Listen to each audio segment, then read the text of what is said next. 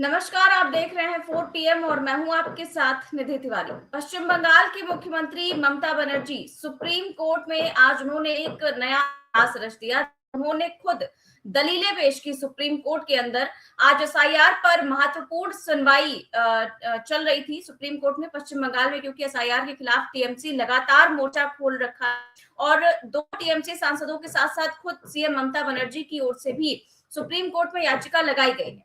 तो ममता बनर्जी ने अपनी याचिका में मांग की थी कि पश्चिम बंगाल में चल रही मतदाता सूची की ये जो प्रक्रिया है वो की जाए और जो 2026 के विधानसभा चुनाव केवल 2025 की मौजूदा मतदाता सूची के आधार पर कराए जाए। उनका कहना था कि एसआईआर के नाम पर बड़ी संख्या में सही मतदाताओं के नाम हटाए जा रहे हैं, जिससे लोगों का वोट देने का अधिकार छीना जा रहा है। इसको लेकर के आज सुप्रीम कोर्ट में जो है सुनवाई हुई और उस सुनवाई से पहले रिक्वेस्ट की गई टीएमसी के द्वारा कि ममता बनर्जी खुद अपनी दलीलें रखेंगी। और इससे पहले एक पोस्टर भी टीएमसी के द्वारा वायरल किया गया कि आज वकील बनकर ममता बनर्जी सुप्रीम कोर्ट में पेश होंगी। और भले ही आज ऐसा देखने को मिला कि जो ममता के वकील थे उन्होंने दलीलें पेश की, लेकिन उसके बावजूद ममता बीच में खड़ी हो गई और उन्होंने परमिशन मांगी सीजीआई से इस मुद्दे पर बोलने की, सुप्रीम कोर्ट के जजों से इस पर बोलने की अनुमति मांगी। और उन्होंने बोला भी, क्या कुछ कहा सुप्रीम कोर्ट में, कैसे बहस हुई इस पर और कैसे क्या निर्देश दिए गए हैं ममता बनर्जी को और सरकार को, इसको लेकर के आज हम चर्चा करेंगे। और इसके साथ ही साथ संसद में जिस प्रकार से गतिरोध देखने मिल रहा है और आज संसद के बाहर राहुल गांधी ने मोदी जी के किस मंत्री को बाहर घेर लिया और फिर वो भाग खड़े हुए, इसको लेकर भी आज हम चर्चा करेंगे। और चर्चा में हमारे साथ मौजूद है प्रोफेसर अखिल स्वामी सर। सर बहुत बहुत स्वागत है आपका। तो जिस प्रकार से हम देख रहे हैं कि एसआईआर पर लगातार पश्चिम बंगाल के अंदर गतिरोध देखने को मिल रहा है और उस पर आज सुप्रीम कोर्ट में जब सुनवाई हुई तो ममता बनर्जी ने जब खुद बोलने की परमिशन मांगी तो क्या कुछ कहा, उनका जो वीडियो है वो सामने आया है सुप्रीम कोर्ट के अंदर से, वो दिखाते हैं सबसे पहले। Tomorrow day afterwards, then I can get back. May I explain you, sir? Because in my view, Because I belongs to that state. I am a Can there be any doubt, Madam? no, sir. No, sir. I am very grateful, sir, because of your kindness. My humble regards to my Honorable Chief Justice, Mr. Bagchi and Mr. Panchali also. Panchali ji also. Thank you very much, and my humble regards to Mr. Dwivedi and others, my opponent lawyers also. Sir, the problem is all lawyers fight for the case, fighting from the beginning. We are also. But sir, when everything is finished, when we are not getting justice, when justice is crying behind the door, I quote Rabindranath Tagore, then we thought that we are not getting justice anywhere. So many times I have written 6 letters to Election Commission, including all the details, but no reply, sir. I'm a bonded labor, sir. Maybe I prefer that. I'm a very less important person. I prefer that. Sir, I'm from a common family, but I am not fighting for my party. Explain you, sir. give me time till tomorrow day afterwards, then I can get back. May I explain you, sir? Because in my view, Because I belongs to that state. I am a Can there be any doubt, Madam? no, sir. No, sir. I am very grateful, sir, because of your kindness. My humble regards to my Honorable Chief Justice, Mr. Bagchi and Mr. Panchali ji also. Thank you very much, and my humble regards to Mr. Dwivedi and others, my opponent lawyers also. Sir, the problem is always our lawyers fight for the case and they're fighting from the beginning. We are also. But sir, when everything is finished, when we are not getting justice, when justice is crying behind the door, I quote Rabindranath Tagore, then we thought that we are not getting justice anywhere. So many times I have written 6 letters to Election Commission, including all the details, but no reply, sir. I'm a bonded labor, sir. Maybe I prefer that. I'm a very less important person. I prefer that. Sir, I'm from a common family, but I am not fighting for my party. तो sir ये ममता बनर्जी की जो बहस है वो supreme court में देखने को मिली और कल ही जो है टीएमसी की तरफ से पोस्टर भी जारी किया गया था कि ममता बनर्जी जो है वो अपनी दलीलें खुद रखेंगी और ये एक हिस्टोरिक मूवमेंट होगा क्योंकि आज से पहले इतिहास में ऐसा कभी भी नहीं हुआ कि कोई मुख्यमंत्री अपनी दलीलें रखे और ये people's advocate versus devil's advocate करके ये जो पोस्टर है वो जारी किया गया था और आज ऐसा देखने को भी मिला और ममता बनर्जी ने जो अनुमति मांगी जस्टिस से कि सुनवाई के दौरान बोलने की अनुमति मांगी और उसके बाद उन्होंने अपनी बात रखी और जो राज्य की पीड़ा है उसको सामने रखा कि जिसकी बार बार की गई अपीलें जो अनसुनी रह गई। उन्होंने कहा कि ये कोई राजनीतिक लड़ाई नहीं बल्कि एक संवैधानिक अपील है जो तब की गई जब अन्याय के सभी जो न्याय के सभी दरवाजे बंद हो चुके थे और इसको लेकर के उन्होंने साफ तौर से कहा कि कई बार पत्र लिखे जाने के बाद भी कोई उत्तर नहीं मिलता। ईसीआई की कई बार पत्र लिखा जा चुका है और इसीलिए उन्होंने सुप्रीम कोर्ट के समक्ष ये सारी चीजें रखी और उन्होंने जोर देकर के कहा कि यह हस्तक्षेप किसी भी दल के हित के लिए नहीं बल्कि उन नागरिकों के लिए है जिनके अधिकारों को छीना जा रहा है। तो ये जो ममता बनर्जी ने दलीलें दी हैं और जिस प्रकार से उन्होंने सुप्रीम कोर्ट में अपनी बातें रखी, अब चीफ जस्टिस ने कहा कि ठीक है हम मंडे को दोबारा से इस पर सुनवाई करेंगे, आप जो भी चीजें हैं वो लेकर आइए। तो जो ममता की दलीलें हैं और जो ये इतिहास में पहली बार हुआ है इसको लेकर के आपका क्या कहना है सर? जय संविधान। देखिए, आजकल भारत के इतिहास में लोकतंत्र को बचाने के लिए बहुत सारी नई चीजें शुरू की जा रही हैं और मैं इसका स्वागत करता हूं। देखिए, ये बिल्कुल सही बात है कि सबके सामने, चाहे चुनाव आयोग हो, चाहे हमारा माननीय सुप्रीम कोर्ट, हाई कोर्ट हो, इनके सामने चैलेंजेस को बढ़ाना चाहिए और ममता बनर्जी ने वो चैलेंजेस को बढ़ा दिया है।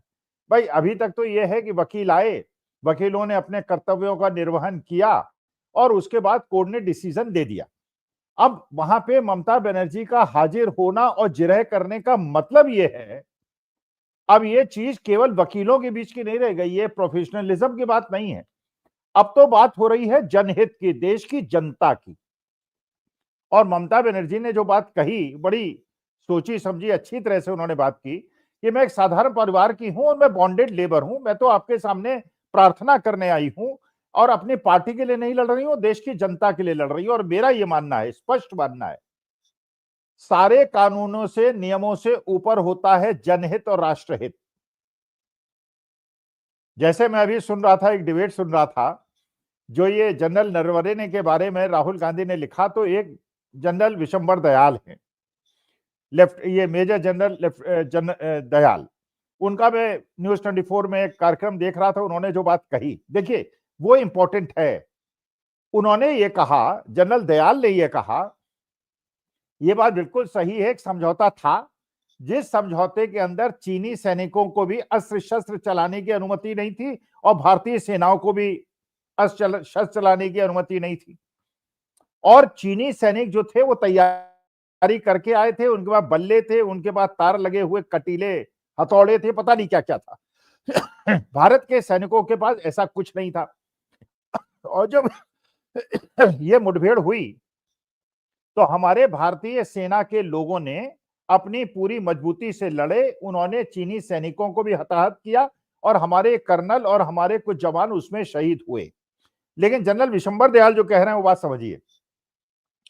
जनरल विशंबर दयाल कहते हैं, अगर मैं वहां होता और मेरे अंडर में वो कमांड होता तो मैं कहता कि मेरे एक भी जवान की जान जाने से पहले ओपन फायर कर दो, नियम वियम गए बाद में, और मेरे जवानों की शहादत ना होती, मेरे लिए अपने सैनिकों की जान को बचाना बाद में चाहे मेरा कोर्ट मार्शल हो गया होता।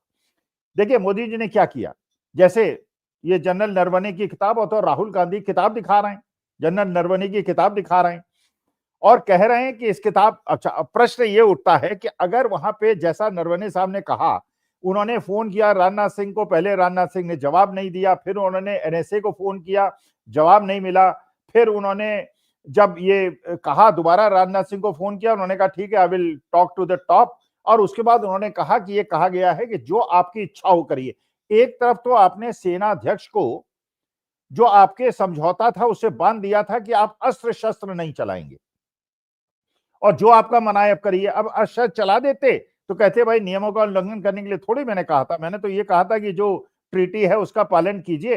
अच्छा, वो सैनिक जो थे वो तैयारी करके आए थे, इनके सैनिक तैयारी करके नहीं आए थे, हमने अपना उसका नुकसान सहा। देखिए, ममता बनर्जी ने जो बार है उस बार को ऊंचा कर दिया है। अब ये बात जो है ये जनता की अदालत में है, और जनता को ये जो मैसेज गया है, जो ये इन्होंने पोस्टर लगाया है, भाई मानी बात है, एक है पीपल्स एडवोकेट, एक है डेविल्स एडवोकेट, और ये लड़ाई उसी प्रकार की लड़ाई है। देखिए, हम लोगों का भी कोई, जैसे ममता बनर्जी ने कहा, साधारण परिवार की हैं, चीफ मिनिस्टर हैं, लेकिन जनता की सपोर्ट से हैं, और ये मेरे ख्याल से प्रधानमंत्री को सारे देशों के अलग अलग राज्यों के मुख्यमंत्री को समझना चाहिए कि वो जनता के सेवक हैं, राजा महाराजा नहीं है। और अगर ममता बनर्जी हमारे हितों, और हम भी वैसे ही लड़ रहे हैं, भाई हमारा क्या हित है, हमें भारतीय जनता पार्टी से ना कुछ मिल रहा है ना कांग्रेस से कुछ मिल रहा है। कांग्रेस सत्ता में आ जाएगी, हमें कुछ नहीं मिल रहा, भारतीय जनता पार्टी सत्ता में है, हमें कोई नुकसान नहीं हो रहा। हमें तो यह है कि अपने देश के लोकतंत्र और संविधान को बचाना है और अगली पीढ़ियों को सुरक्षित करना है।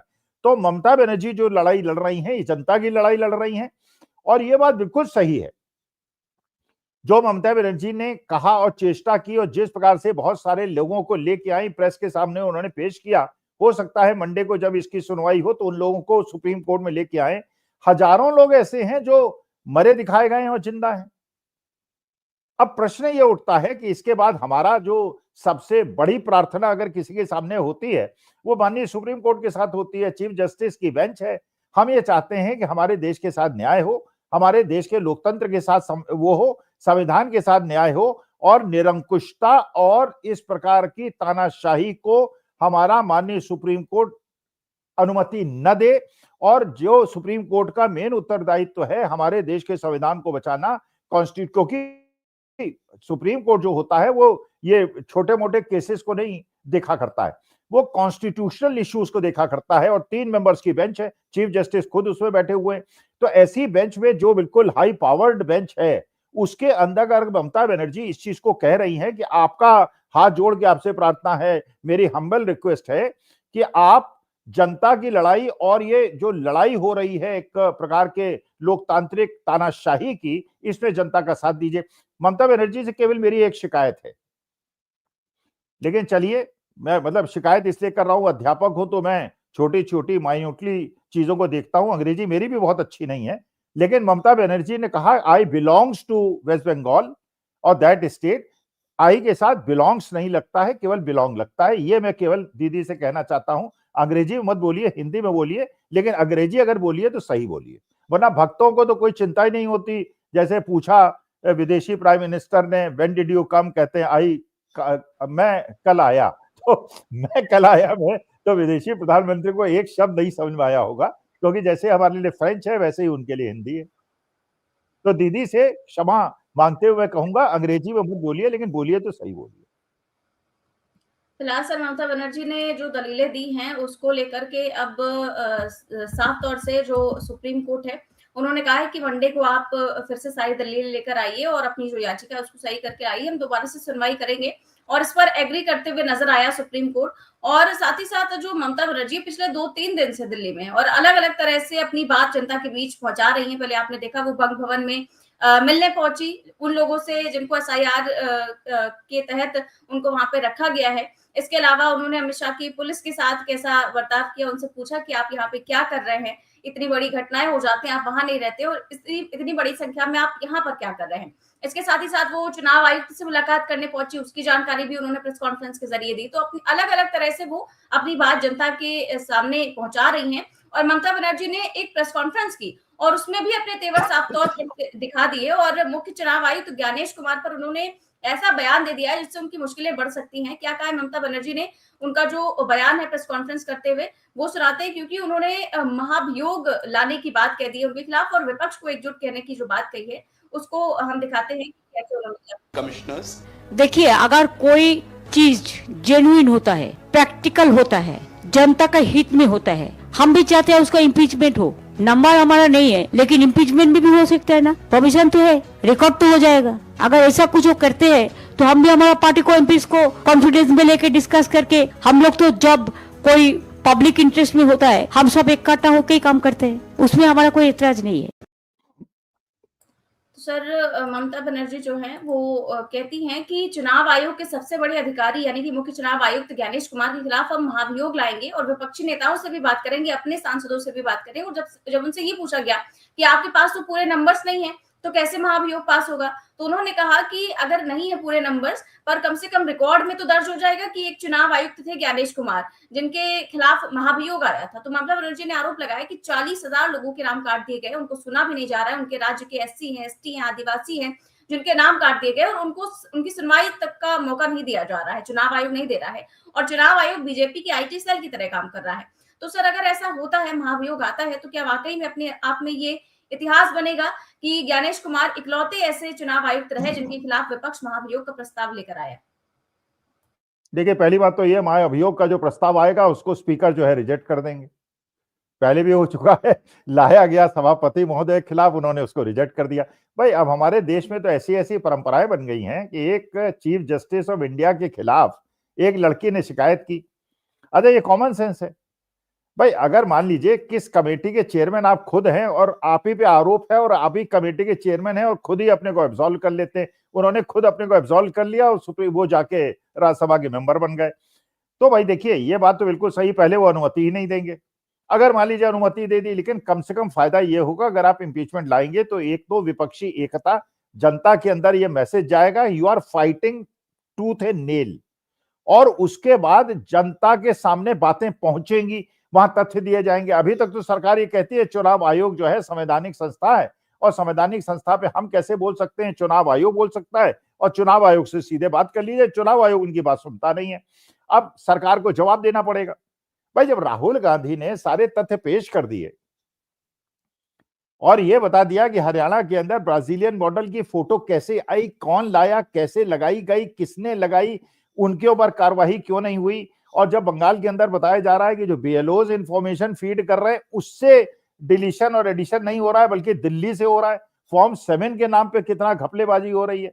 अब मान लीजिए मेरे दस्तखत करके, मेरा अंगूठा लगा के 150 आदमियों के नाम कटा दिए जाए और मुझे पता ही ना हो, बाद में पता चले कि अखिल स्वामी के नाम से 150 एप्लीकेशन, 750 एप्लीकेशन लगी थी। तो इस प्रकार की चीजें जो हो रही, लेकिन चुनाव आयोग उसमें स्पष्टीकरण ही नहीं देता। वो अपना शेर और शायरी करके निकल लेता है, हंसे मुस्कुरा के निकल लेता है, क्योंकि वो जानता है उसके बाद सैया भय कोतवाल तो डर काहे का। तो ये देखिए, ये बात बिल्कुल सही है कि विपक्ष को सड़क पे भी उतरना होगा, कोर्ट में भी खुद पेशी अपनी करनी होगी। और कल्पना कीजिए जैसे ममता दीदी गई हैं, अगर राहुल गांधी भी अगर इसी प्रकार से जनता का केस लड़ने को तैयार हो जाए, अब आप सोचिए कितना अन्याय देश के अंदर हो रहा है। निधि, कोटद्वार के अंदर जो गुंडे बदमाश देहरादून से 150 आदमी पहुंच गए, उनकी शिनाख्त नहीं हो पा रही है, उनका नाम नहीं पता चल रहा है, जबकि पूरी सीसीटीवी में हर चीज होती है और हर आदमी को आज के तारीख में सीसीटीवी हर जगह इतने लगे हुए हैं कि आपके एक एक मूवमेंट पे पूरी खबर होती है। और 4 केस उस लड़के पे आपने लगा दिए। अरे भाई वो किसी के घर में लड़ने थोड़ी गया था, वो जो चीज प्रतीक होना चाहिए। और इस मामले में मैं झारखंड के मंत्री इरफान अंसारी हैं, मैं उनकी भी प्रशंसा करना चाहूंगा।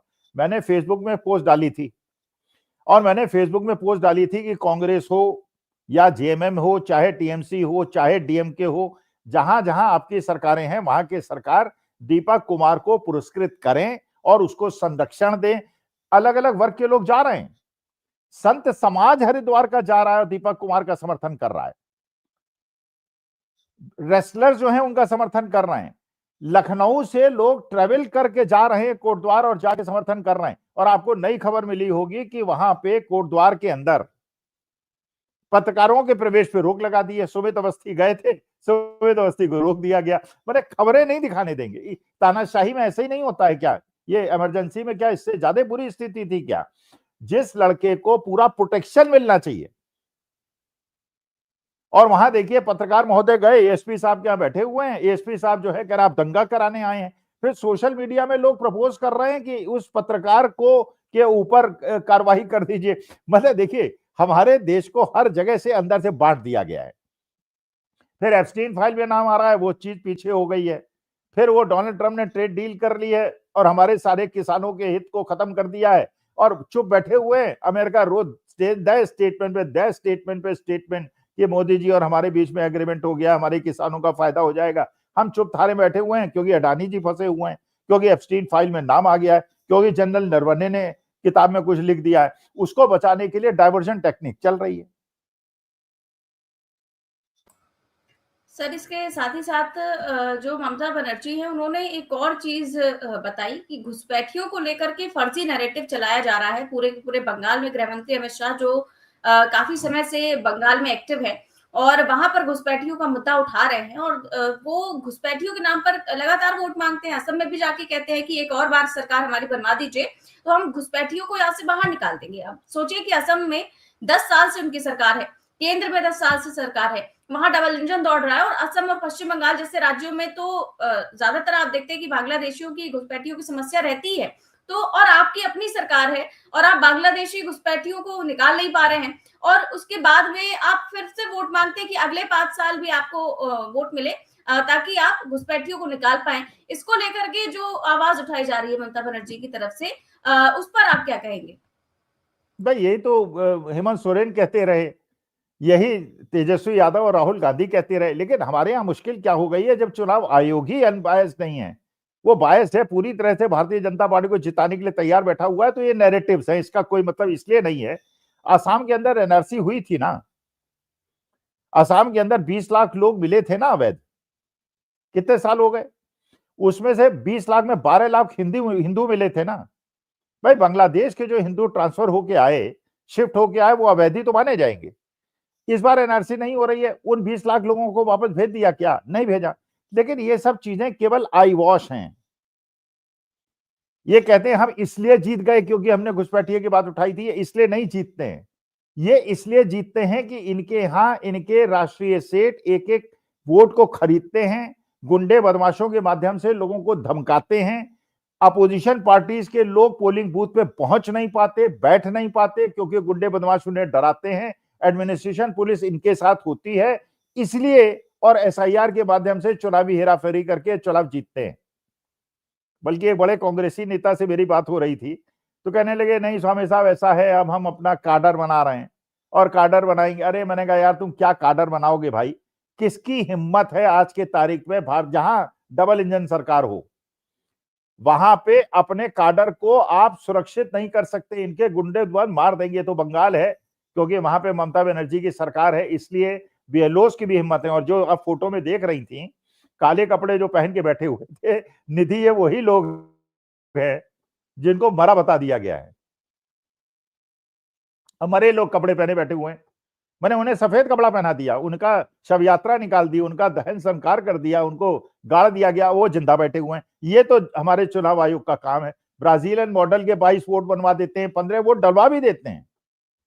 तो ऐसे समय में ये सब नैरेटिव का कोई मतलब नहीं है।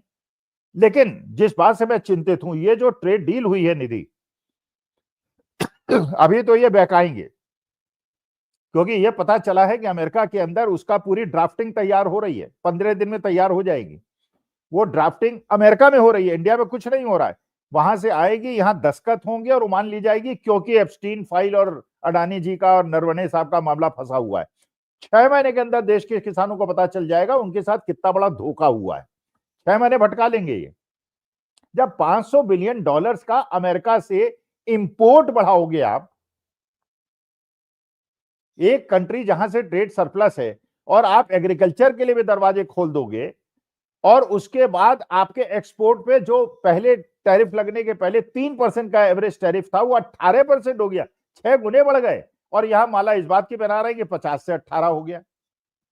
अरे 3 से 18 हुआ है, 50 तो उसने केवल दबाव में लेने के लिए किया था। लेकिन अब हमारे देश के अंदर तो भैया, अब निधि मुझे तो बड़ी चिंता होती है अपने देश के बारे में। बड़े प्रबुद्ध लोग होते थे, चाणक्य, और बड़े बुद्धिमान लोग होते थे, पंडित जवाहरलाल नेहरू जैसे बुद्धिमान लोग होते थे। अब भैया बुद्धिमान लोगों का एग्जिस्टेंस बड़ा खतरे में है।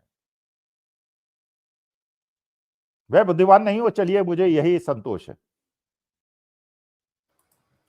सर, ये तो रही है सुप्रीम कोर्ट, घुसपैठियों की बात, बंगाल की बात। आज संसद में भी क्योंकि गतिरोध देखने को मिल रहा है, तो आज संसद के गेट के बाहर मकर द्वार पर क्या हुआ, एक बहुत ही वायरल सीन है। दिखाते हैं जब राहुल गांधी अपने सांसदों के साथ वहां पर प्रदर्शन कर रहे थे, जो 8 सांसद निलंबित हुए हैं।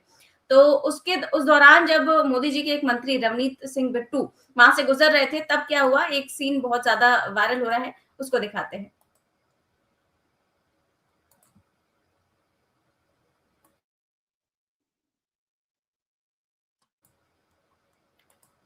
मुझे लग रहा है सर कुछ टेक्निकल इशू है। मैं वो जो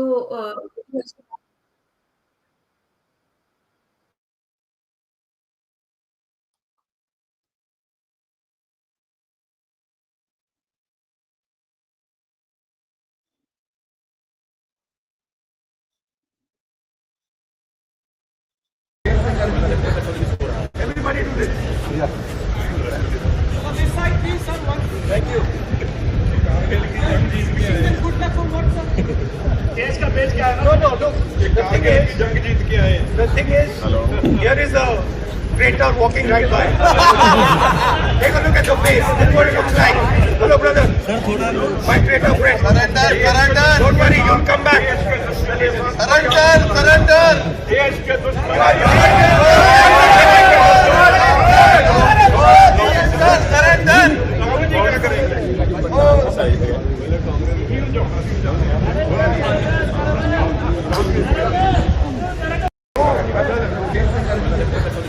Everybody do this.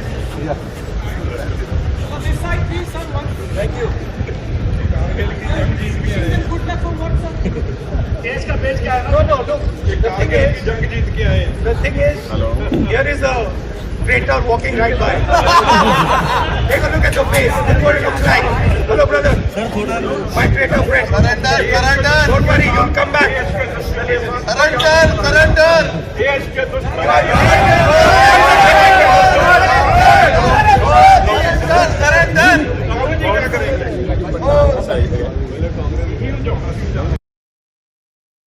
तो सर ये जो पूरा वाकया है वो आज मकर द्वार पर देखने को मिला, जब सभी सांसद प्रदर्शन कर रहे थे और उसी दौरान केंद्रीय मंत्री रवनीत सिंह बिट्टू वहां से निकले, जिस पर राहुल गांधी ने कहा कि देखिए एक गद्दार सामने से जा रहा है, चेहरा देखिए। इसके बाद राहुल गांधी हाथ मिलाने के लिए आगे बढ़े और बोले कि हेलो ब्रदर, चिंता मत करो, तुम फिर से कांग्रेस में आओगे। इतना सुनकर के रवनीत सिंह बिट्टू जो है वो भड़क गए और राहुल गांधी को देश का दुश्मन कहा और कहा कि उस देश के दुश्मनों से उनका कोई लेना देना नहीं है। उसके बाद जो नोकझोंक हुई वो हमने देखा। इस वाकये को लेकर आप क्या कहेंगे सर? देखिए, ये वाकया बहुत अच्छा है और मुझे लगता है कि ये जो इस प्रकार के द्रोही लोग हैं, और बिट्टू साहब वो आदमी हैं जो उस आदमी के पौत्र हैं जिस आदमी ने देश के लिए जान दी है, और ये कांग्रेस के बड़े कद्दावर नेता पंजाब के हुआ करते थे, कई बार मेंबर ऑफ पार्लियामेंट बने, फिर ये भारतीय जनता पार्टी में गए। क्यों गए सबको पता है। आज के तारीख में जो भी भारतीय जनता पार्टी में जाता है केवल गद्दारी करके और ट्रेचरी करके जाता है।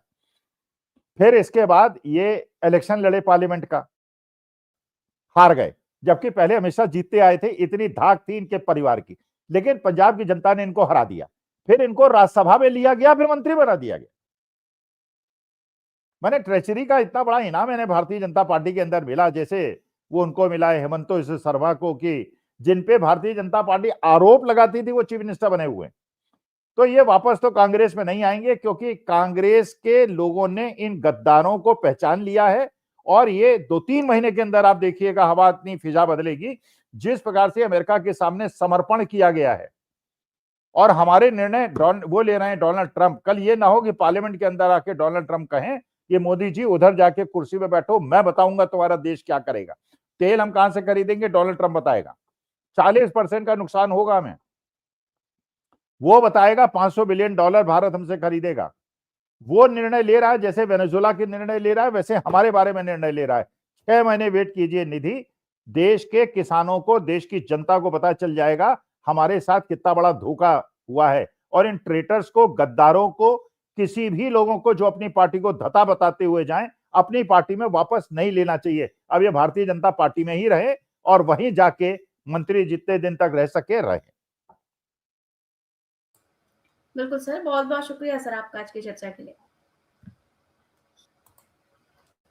तो आप देख रहे थे आज की चर्चा, जिस प्रकार से सुप्रीम कोर्ट में आज सुनवाई हुई जो एसआईआर है उसको लेकर के, और ज्ञानेश कुमार के खिलाफ याचिका लगाई थी ममता बनर्जी ने, उस पर आज सुनवाई हुई। तो ममता बनर्जी खुद ही दलीलें देने के लिए वहां पर खड़ी हुई और उन्होंने बताया कि किस प्रकार से बंगाल में एक तरह से एसआईआर के जरिए लाखों लोगों के नाम काटने की साजिश हो रही है, जिसके खिलाफ वो लगातार मोर्चा खोले हुए हैं। अब इसकी अगली सुनवाई होगी सोमवार को, तो सोमवार को क्या कुछ होगा इस पर भी हम नजरें बनाए रखेंगे। फिलहाल इस लाइव में बस इतना ही। कैसी लगी आपको ये चर्चा, हमें कमेंट बॉक्स में अपनी राय जरूर दें। चैनल को सब्सक्राइब भी करें और ज्वाइन भी करें। नमस्कार।